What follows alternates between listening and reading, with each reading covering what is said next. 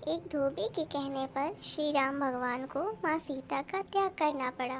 दोस्तों, लेकिन क्या आप जानते हैं कि ये सब एक तोते के श्राप की वजह से हुआ था? जानने के लिए वीडियो को अंत तक ज़रूर देखें और वीडियो अच्छी लगे तो चैनल को सब्सक्राइब करें। माँ सीता जब छोटी थीं तब अपनी सखियों के साथ बाग में खेल रही थीं। तभी उनकी नज़र एक तोते पर पड़ी। दोनों आपस में कुछ बात कर रहे थे। माँ सीता उनकी बातें चुपके से सुनने लगी। तोते की जोड़ी कह रही थी कि भविष्य में राम नाम का एक प्रतापी राजा होगा जिसका विवाह सुंदर राजकुमारी सीता से होगा। जब माँ ने यह पूछा कि यह सब उन्हें किसने बताया, तो तोते ने कहा कि उन्होंने महर्षि वाल्मीकि के मुंह से यह बात सुनी। वे अपने आश्रम में शिष्यों को यह बात बता रहे थे। तब माँ सीता ने कहा कि जिस राजकुमारी की वह बात कर रहे हैं वह मैं हूँ। यह सुनकर तोता घबरा गए। उन्होंने कहा कि हम उड़कर कहीं दूर जा रहे हैं और कभी यहाँ नहीं आएंगे।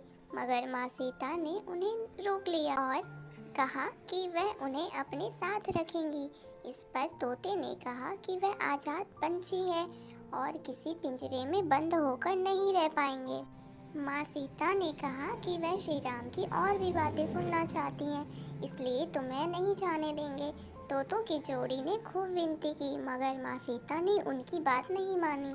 बाद में माँ सीता ने तोते से कहा कि ठीक है, वह उसे छोड़ रही है मगर मादा तोते को वह अपने पास ही रखेंगी। तोते ने कहा कि उसकी पत्नी गर्भवती है, ऐसा मत करिए, दोनों को साथ रहने दें। माँ सीता ने उनकी बात नहीं मानी और उन्होंने तोते को तो छोड़ दिया मगर मादा तोते को अपने साथ महल में रख लिया। तोता अपने साथी का वियोग सह नहीं सका। उसने माँ सीता को श्राप दिया कि जैसे आज वह अपने जीवन साथी का वियोग सह रहा है, उसी प्रकार माँ सीता भी एक दिन अपने पति का वियोग सहेंगी। कुछ समय बाद तोते ने अपने प्राण त्याग दिए। माँ सीता को जब यह बात पता चली तो उन्हें बहुत दुख हुआ, मगर अब बहुत देर हो चुकी थी। कहते हैं कि इस श्राप के कारण श्री राम रावण का वध करके 14 वर्ष का वनवास खत्म कर माँ सीता और लक्ष्मण के साथ अयोध्या लौटे। उसके बाद कुछ लोग माँ सीता की पवित्रता पर सवाल उठाने लगे। एक धोबी ने भरी सभा में माँ सीता की निंदा की और श्री राम को उन्हें जंगल में रहने का आदेश देना पड़ा।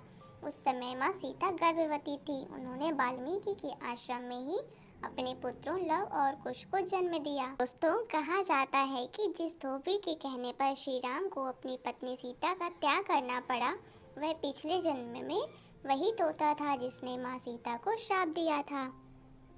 मित्रों, अगर यह कहानी आपको अच्छी लगी हो तो वीडियो को लाइक करें और कमेंट में जय श्री राम लिखें।